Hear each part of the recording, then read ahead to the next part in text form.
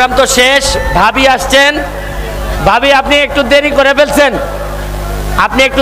ফেলছেন, তবে আমার প্রধান অতিথির বক্তব্যের পরে আর তো নাই।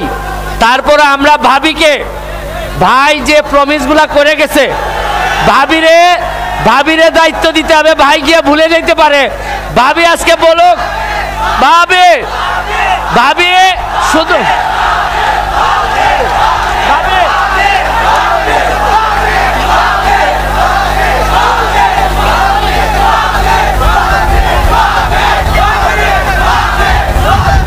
আমাদের ভাই তো প্রতিমন্ত্রী, আর ফুল মন্ত্রীর ক্ষমতা ভাবির কাছে। আমি ভাবি আমাদেরকে শুধু বলবে, ভাই যেন গিয়ে আমাদেরকে ভুলে না যায়। ছেলেও আছে, আমাদের ভাতিজাও আছে। ভাবি শুধু বলবে যে সোনারঘাট মাধবপুরে যদি না দাও তাহলে তোমার ঘর করতাম না। সোনারঘাট মাধবপুরে যদি ডিজিটাল সেন্টার না বানাও তাইলে তোমার ঘর করতাম না। একটুক বললেই ভাই আমার সোজা হয়ে যাইব। ভাবি আপনি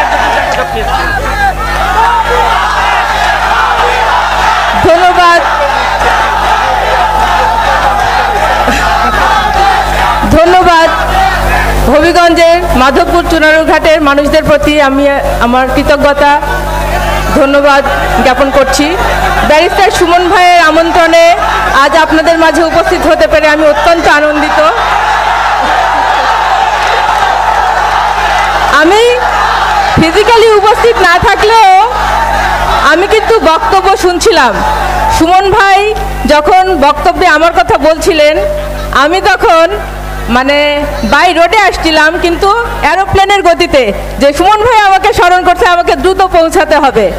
আমি খুবই দ্রুত এখানে উপস্থিত হওয়ার চেষ্টা করলাম। আমার যদিও আজকের এই অনুষ্ঠানে আসার কথা ছিল না, সুমন ভাইয়ের কারণে আমি মোটামুটি প্রায় উড়েই চলে এসেছি এখানে।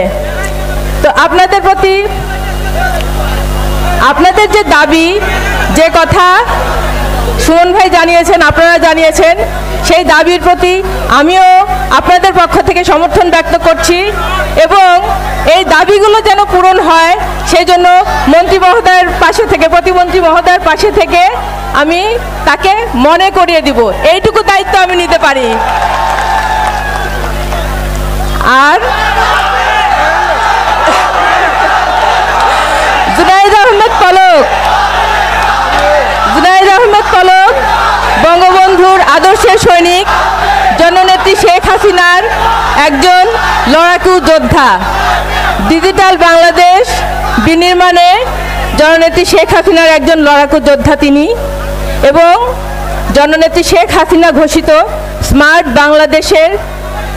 বাংলাদেশ বিনির্মাণের একজন অগ্রসৈনিক হিসেবে কাজ করছেন। সারা বাংলাদেশের প্রত্যেকটা জায়গায় যেন তিনি তার স্বাক্ষর রেখে যেতে পারেন, সেই লক্ষ্যেই তিনি কাজ করে যাচ্ছেন। আর আমি তার একজন সহযোদ্ধা এবং সহধর্মিণী। আমার দায়িত্ব ওনার পাশে থেকে ওনাকে সহযোগিতা করা। আমি সেই কাজটুকুই ভালোভাবে করার চেষ্টা করছি।